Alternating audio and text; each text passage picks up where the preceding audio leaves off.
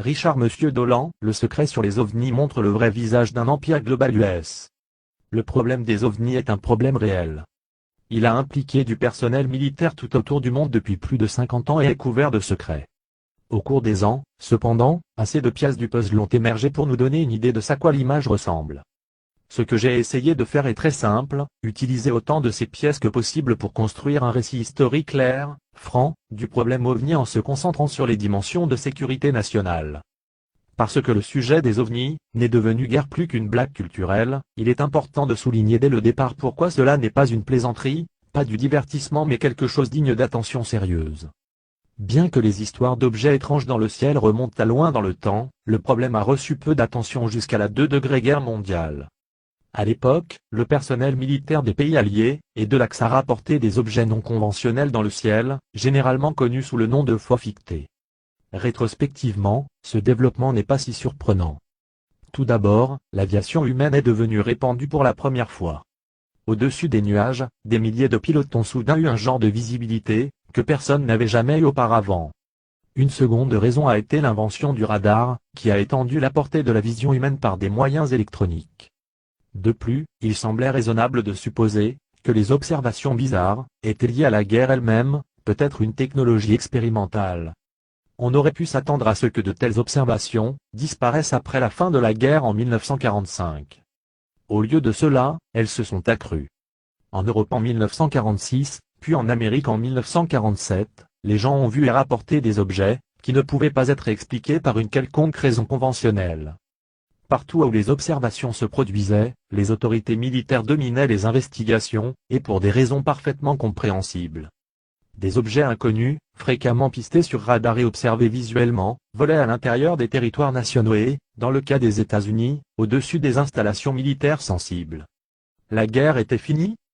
Que se passait-il?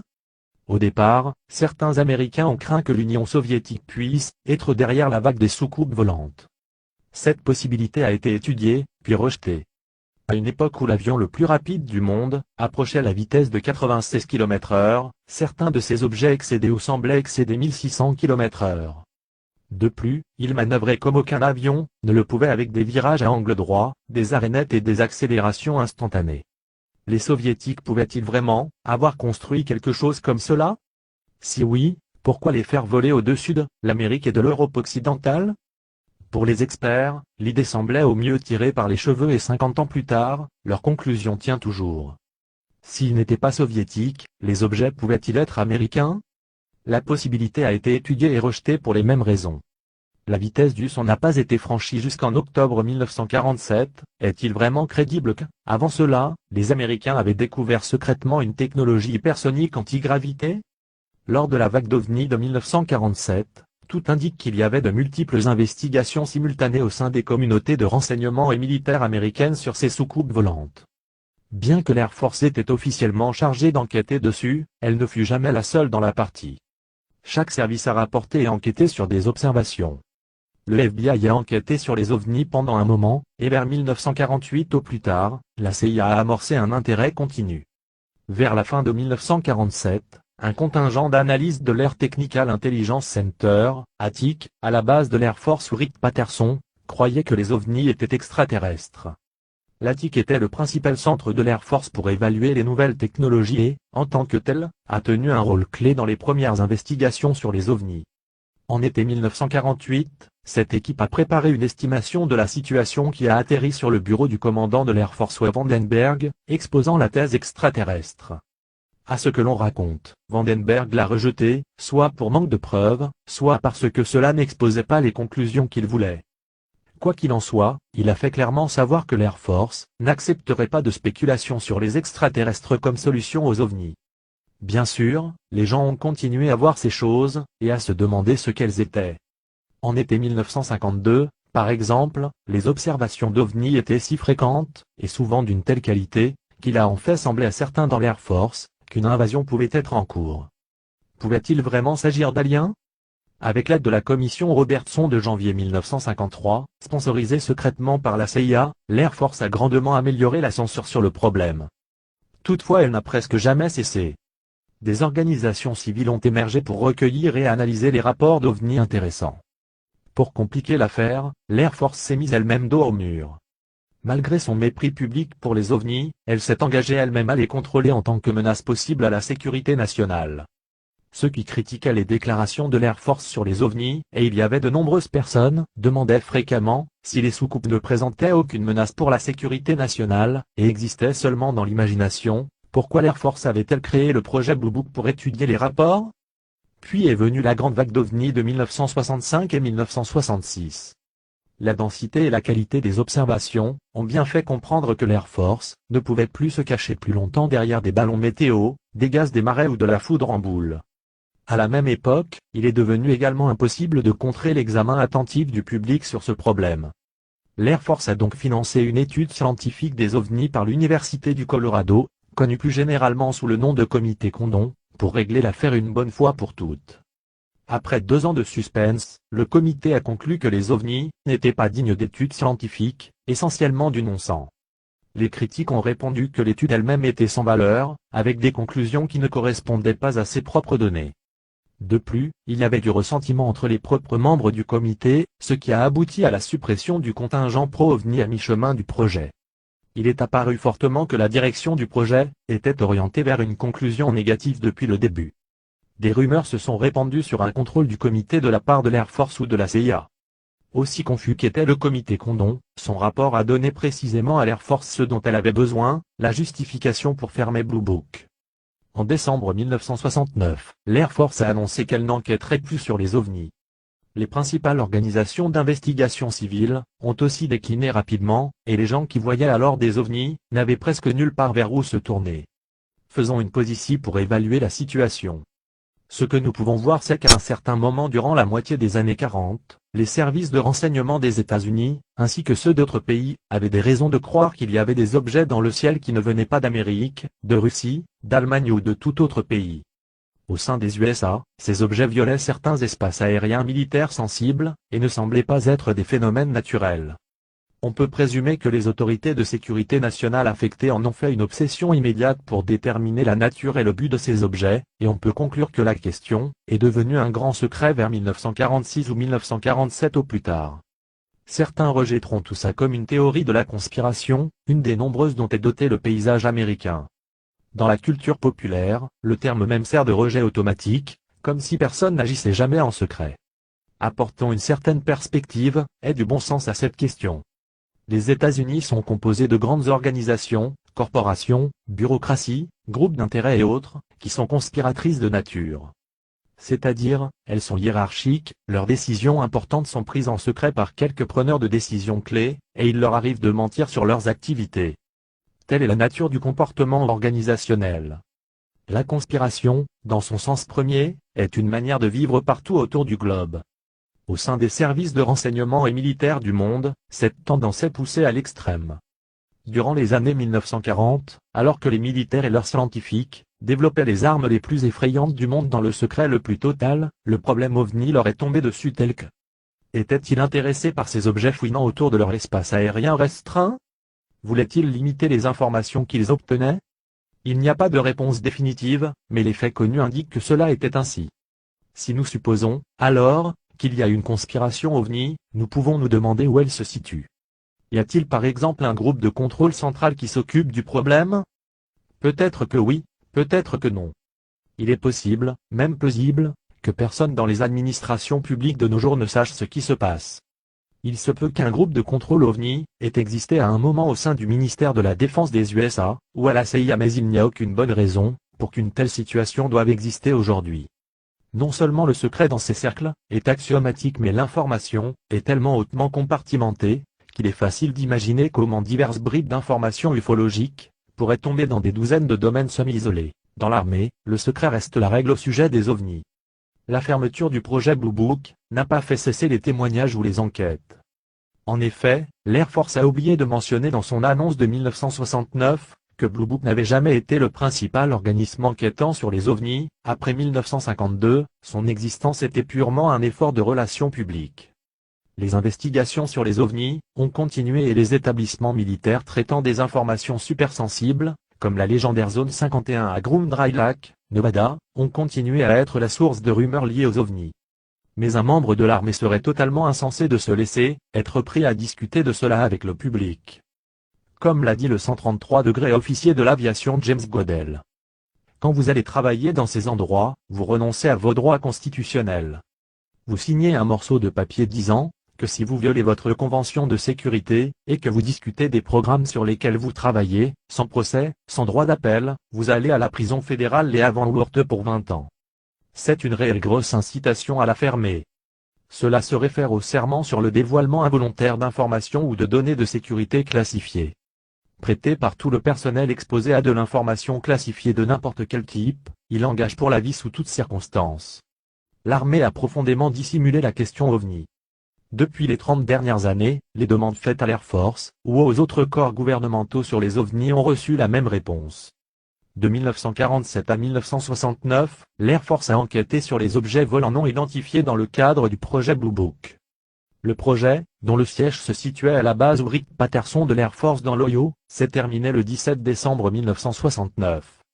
Sur un total de 12 618 observations rapportées au projet Blue Book, 701 restent non identifiés. La décision d'arrêter les investigations sur les OVNI a été basée sur l'évaluation d'un rapport préparé par l'Université du Colorado intitulé Études scientifiques des objets volants non identifiés, un examen du rapport de l'Université du Colorado par l'Académie nationale des sciences, études d'OVNI antérieures et expériences de l'Air Force dans l'enquête des rapports d'OVNI durant les années 1940, 1950 et 1960. Comme résultat de ces investigations, études et expériences obtenues de l'enquête sur les rapports d'OVNI depuis 1948, les conclusions du projet Blue Book étaient 1. Aucun OVNI rapporté, enquêté et évalué par l'Air Force, n'a jamais constitué un indice de menace pour la sécurité nationale. 2. Il n'y a eu aucune preuve soumise ou découverte par l'Air Force que les observations catégorisées, comme non identifiées représentaient des développements technologiques, ou des principes au-delà de la portée de la connaissance scientifique moderne, et 3. Il n'y a eu aucune preuve indiquant que les observations catégorisées, comme non identifiées étaient des véhicules extraterrestres. Avec la fin du projet Blue Book, la réglementation de l'Air Force établissant et contrôlant le programme d'enquête et d'analyse des OVNI a été abrogée. Depuis la fin du projet Blue Book, rien ne s'est produit qui soutiendrait une reprise des investigations sur les OVNI par l'Air Force. Étant donné l'environnement actuel des budgets de défense régulièrement décroissants, il est improbable que l'Air Force s'implique à nouveau dans un tel projet coûteux dans un avenir proche. Nous pensons que nous sommes Luke Skywalker, dit un ami à moi, quand en fait nous sommes Darth Vader. L'Amérique est un pays avec une mauvaise conscience, nominalement une république et une société libre, mais en réalité un empire et une oligarchie vaguement conscients de sa propre oppression, à l'intérieur et à l'extérieur. J'ai utilisé le terme d'État de sécurité nationale pour décrire ces structures de pouvoir. C'est un moyen pratique de rendre compte des communautés de renseignement, et militaires ainsi que des mondes qui s'en nourrissent tels que les entrepreneurs de la défense, et autres entités souterraines nébuleuses. Ces traits fondamentaux sont le secret, la richesse, l'indépendance, le pouvoir et la duplicité. La dissimulation des OVNI, précisément l'expression exacte, est un secret parmi de nombreux autres au sein de l'État de sécurité nationale américain. Comme d'autres domaines dans son champ, le problème OVNI a été traité secrètement, avec grande supercherie et des ressources importantes. Le secret est issu d'un élément de la vie de notre monde fondamental et envahissant, que ceux qui sont au sommet de l'échelle, prendront toujours toutes les mesures nécessaires pour maintenir le statu quo. Un secret.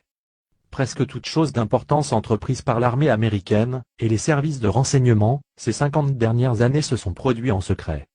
L'entreprise de construire une arme atomique, plus connue sous le nom de projet Manhattan, reste le grand modèle de toutes les activités subséquentes.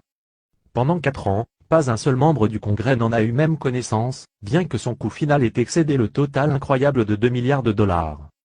Pendant et après la Seconde Guerre mondiale, d'autres projets importants tels que le développement d'armes biologiques, l'importation de scientifiques nazis, les expériences de contrôle de l'esprit mortel, l'interception au niveau national du courrier et des transmissions téléphoniques du peuple involontaire, l'infiltration des médias et des universités, les coups secrets, les guerres secrètes et les assassinats ont tous eu lieu non seulement à l'écart du public américain, mais aussi de la plupart des membres du Congrès et de quelques présidents. En fait, plusieurs des agences de renseignement les plus puissantes ont elles-mêmes été établies en secret, à l'insu du public et du Congrès pendant de nombreuses années. De richesse. Depuis les années 1940, les institutions du renseignement et de la défense US ont eu plus d'argent à leur disposition que la plupart des pays. En plus des dollars officiels, beaucoup de l'argent est sans documentation.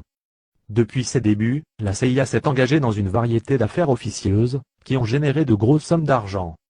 Les connexions de la CIA avec le crime organisé global, et donc de facto avec le trafic de drogue international, a été bien établie et documentée pour de nombreuses années. De plus, la CIA a entretenu sa propre flotte aérienne privée, ce qui a généré une coquette somme de fonds non comptabilisés principalement hors d'Asie.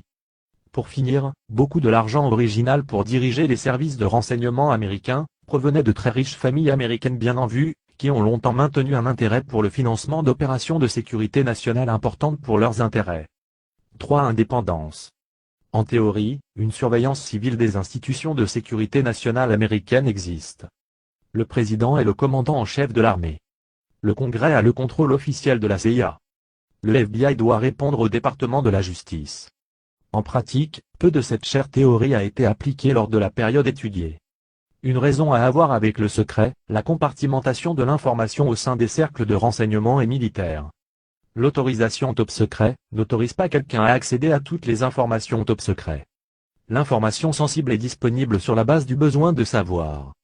Deux agents de la CIA dans des pièces contiguës du Langley à Carter peuvent être impliqués dans des activités top secret totalement différentes, chacun ignorant complètement ce que fait l'autre. Une telle compartimentation n'accroît pas seulement le secret, mais aussi l'indépendance vis-à-vis d'un mauvais type, par ex-officiel, de surveillance. Une grande latitude d'activité n'est pas seulement la prérogative de la CIA. Durant les années 1950, le président et général à 5 étoiles Dwight Eisenhower a effectivement perdu le contrôle de l'arsenal nucléaire des États-Unis. La situation s'est tellement détériorée que lors de ses 2 dernières années en fonction, Eisenhower a demandé à maintes reprises à avoir une audience avec le chef du Strategic Air Command pour apprendre quel était le plan de riposte nucléaire de l'Amérique. Ce qu'il a finalement appris en 1960, sa dernière année de fonction, l'a horrifié.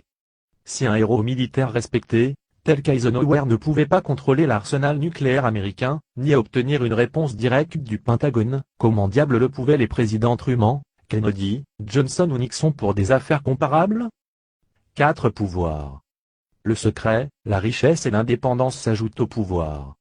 Au cours des ans, l'État de sécurité nationale a obtenu l'accès à la technologie, la plus sophistiquée du monde, a isolé des millions d'hectares du pays de l'accès ou de l'examen public, a acquis des capacités d'espionnage illimitées à l'intérieur des frontières US et au-delà, a conduit des actions ouvertes ou clandestines contre d'autres pays, et poursuivi les guerres sans examen attentif des médias.